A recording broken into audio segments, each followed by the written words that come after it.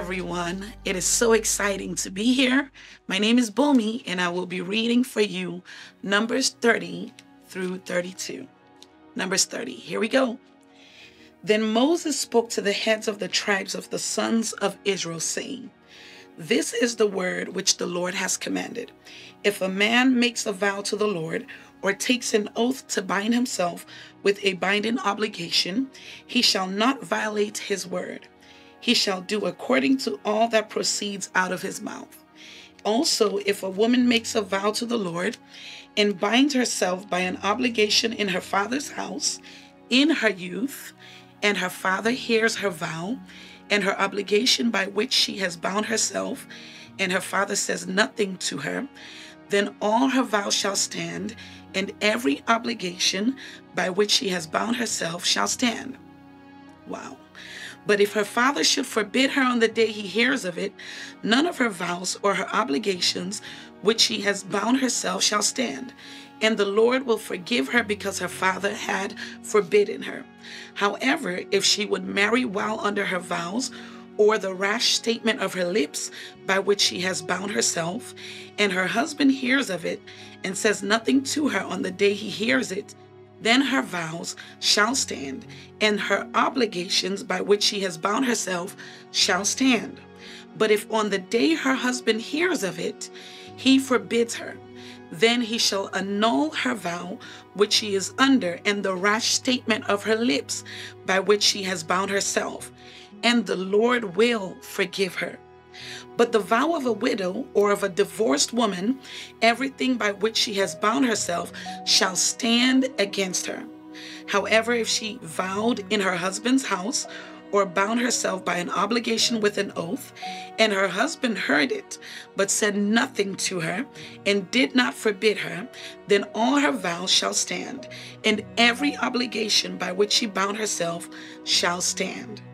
But if her husband indeed annuls them on the day he hears them, then whatever proceeds out of her lips concerning her vows or concerning the obligation of herself shall not stand.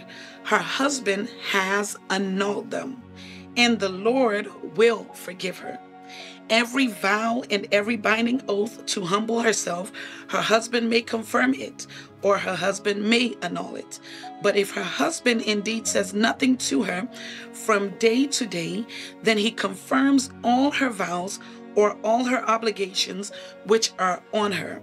He has confirmed them, because he said nothing to her on the day he heard them. But if he indeed annuls them after he has heard them, then he shall bear her guilt. These are the statutes which the Lord commanded Moses, as between a man and his wife, and as between a father and his daughter, while she is in her youth in her father's house." Numbers 31. Here we go. Then the Lord spoke to Moses, saying, "Take full vengeance for the sons of Israel on the Midianites. Afterward you will be gathered to your people." Moses spoke to the people, saying, "Arm men from among you for the war, that they may go against Midian to execute the Lord's vengeance on Midian. 1,000 from each tribe of all the tribes of Israel you shall send to the war." So there were furnished from the thousands of Israel 1,000 from each tribe, 12,000 armed for war. Moses sent them 1,000 from each tribe to the war, and Phinehas the son of Eleazar the priest to the war with them, and the holy vessels and the trumpets for the alarm in his hand. So they made war against Midian, just as the Lord had commanded Moses, and they killed every male. They killed the kings of Midian along with the rest of their slain, Avi and Rechem, and Zur and Hur, and Reba.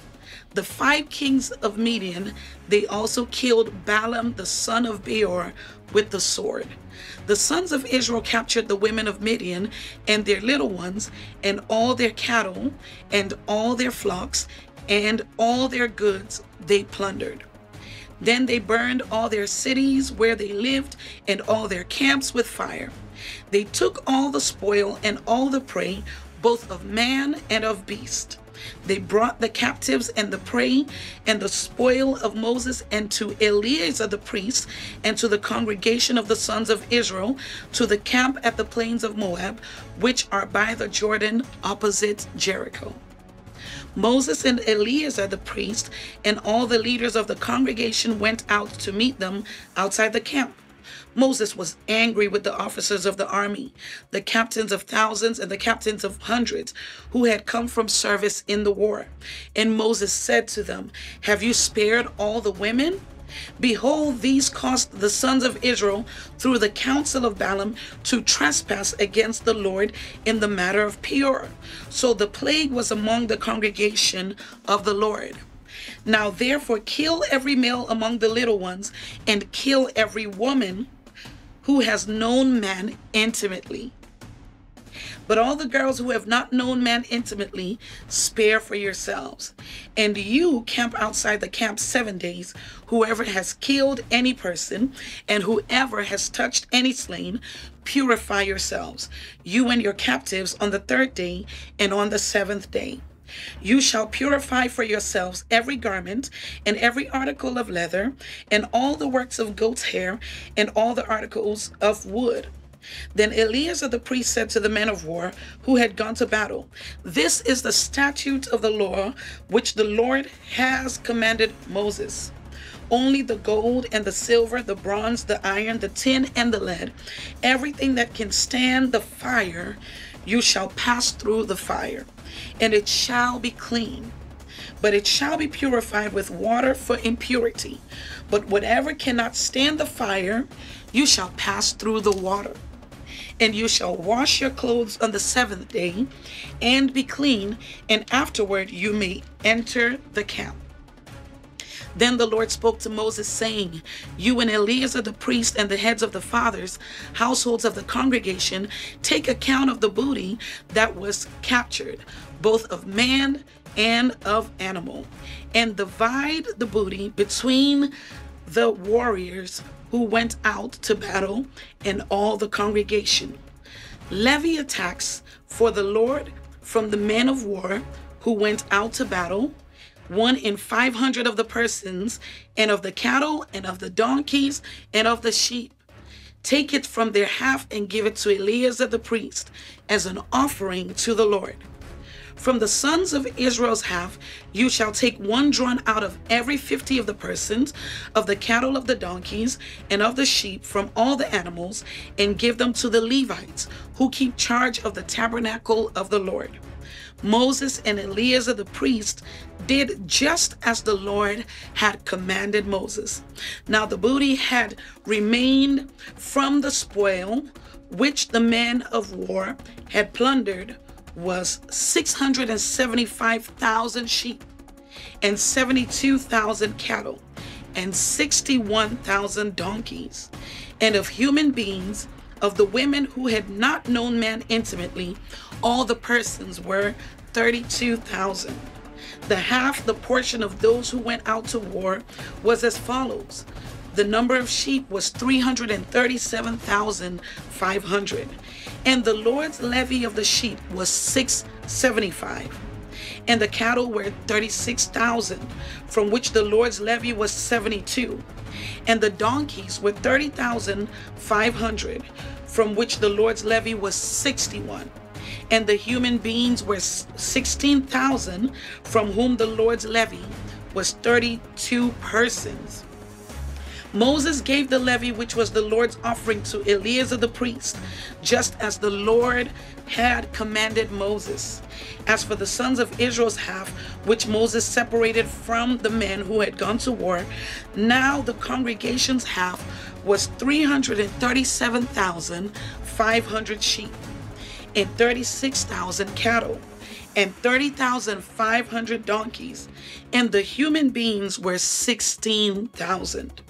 And from the sons of Israel's half, Moses took 1 drawn out of every 50, both of man and of animals, and gave them to the Levites, who kept charge of the tabernacle of the Lord, just as the Lord had commanded Moses. Then the officers were over the thousands of the army, the captains of thousands, and the captains of hundreds approached Moses. And they said to Moses, "Your servants have taken a census of men of war who are in our charge, and no man of us is missing.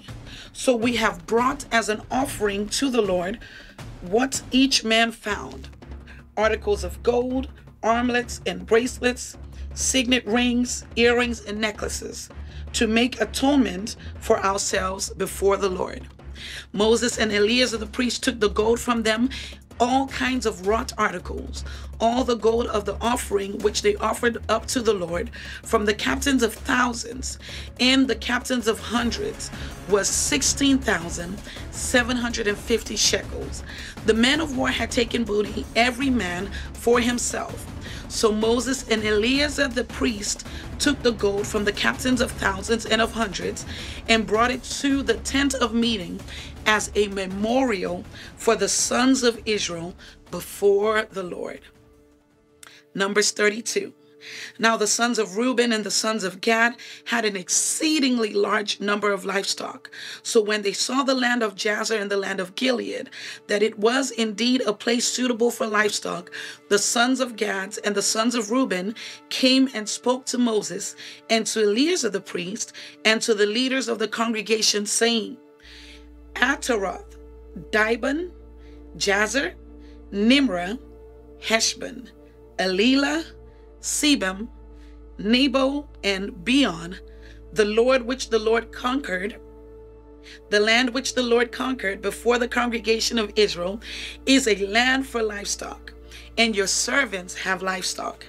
They said, "If we have found favor in your sight, let this land be given to your servants as a possession. Do not take us across the Jordan." But Moses said to the sons of Gad and to the sons of Reuben, "Shall your brothers go to war while you yourselves sit here? Now why are you discouraging the sons of Israel from crossing over into the land which the Lord has given them? This is what your fathers did when I sent them from Kadesh Barnea to see the land. For when they went up to the valley of Eshcol and saw the land, they discouraged the sons of Israel, so that they did not go into the land which the Lord had given them. So the Lord's anger burned in that day, and he swore, saying, None of the men who came up from Egypt, from 20 years old and upward, shall see the land which I swore to Abraham, to Isaac, and to Jacob, for they did not fully follow me, except Caleb the son of Jephunneh, the Kenizzite, and Joshua the son of Nun, for they have followed the Lord fully." Good job, Caleb. So the Lord's anger burned against Israel, and he made them wander in the wilderness 40 years, until the entire generation of those who had done evil in the sight of the Lord was destroyed. Now behold, you have risen up in your father's place a brood of sinful men, to add still more to the burning anger of the Lord against Israel. For if you run away from following him, he will once more abandon them in the wilderness, and you will destroy all these people. Then they came near to him and said, "We will build here sheepfolds for our livestock and cities for our little ones, but we ourselves will be armed ready to go before the sons of Israel until we have brought them to their place, while our little ones live in the fortified cities because of the inhabitants of the land. We will not return to our homes until every one of the sons of Israel has possessed their inheritance. For we will not have an inheritance with them on the other side of the Jordan and beyond, because our inheritance has fallen to us on this side of the Jordan toward the east." So Moses said to them, "If you will do this, if you will arm yourselves before the Lord for war, and all of you armed men crossed over the Jordan before the Lord until he has driven his enemies out from before him, and the land is subdued before the Lord, then afterward you shall return and be free of obligation toward the Lord and toward Israel. And this land shall be yours for a possession before the Lord. But if you will not do so, behold, You have sinned against the Lord, and be sure your sin will find you out. Build yourself cities for your little ones and sheepfolds for your sheep, and do what you have promised. The sons of Gad and the sons of Reuben spoke to Moses, saying, Your servants will do just as my Lord commands. Our little ones, our wives, our livestock, and all our cattle shall remain there in the cities of Gilead. While your servants, everyone who is armed for war, will cross over in the presence of the Lord to battle, just as my Lord says. So Moses gave command and concerning them to Eleazar the priest, and to Joshua the son of Nun, and to the heads of the fathers' households of the tribes of the sons of Israel.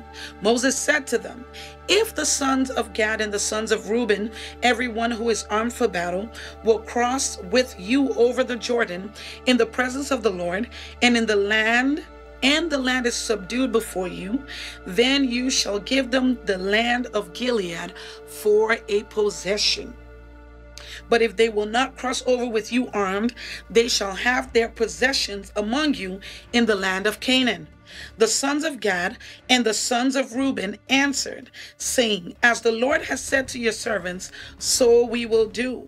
We ourselves will cross over armed in the presence of the Lord into the land of Canaan, and the possession of our inheritance shall remain with us across the Jordan.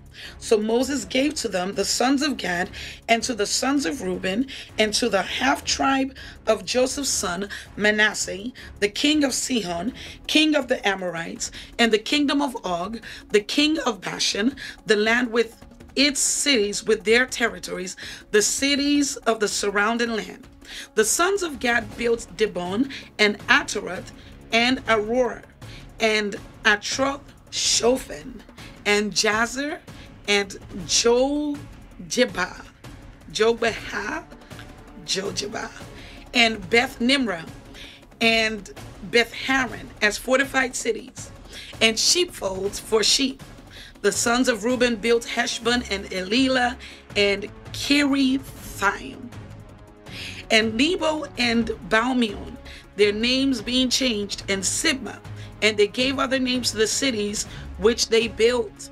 The sons of Machir, the son of Manasseh, went to Gilead and took it, and dispossessed the Amorites who were in it.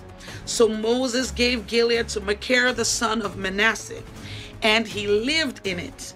Jair, the son of Manasseh, went and took its towns and called them Havoth Jair. Noba went and took Kenath and its villages and called it Noba after his own name. Good job, Noba. And that was the reading of Numbers 30, 31, and 32. God bless you and remain highly favored.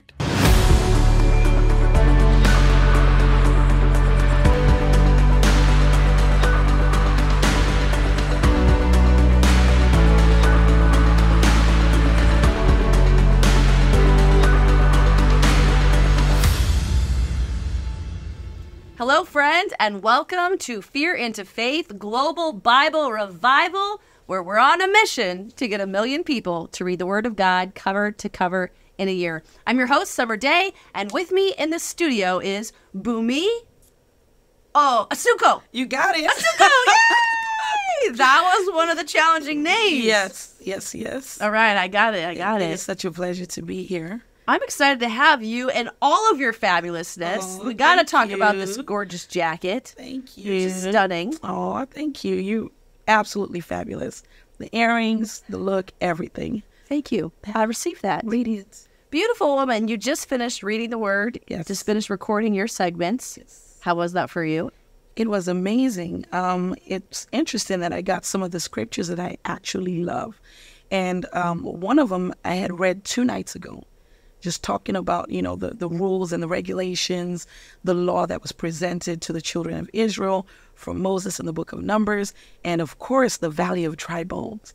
I was like, wow, thank you, Jesus. Powerful. I loved it. You felt like it was a little love note because he was giving you those scriptures? Yes. I think it was a love note and just a reminder because it's easy to forget, And so just reading those scriptures out loud to my hearing versus just reading it in my mind. It's just a different experience. I loved it. Have you ever done anything like this before? No, I haven't. This is my first time. Well, Yeah. glad you said yes. What made you say yes to this project? Well, when I first had my encounter with Jesus, he told me to start reading the Bible from Genesis. Wow. And reading from Genesis, and I remember just getting to Exodus and feeling like, man, these people are so rebellious. Like, what is wrong with these people? Yeah, you want to get in there and smack them? Exactly. And God was like, well, that's you.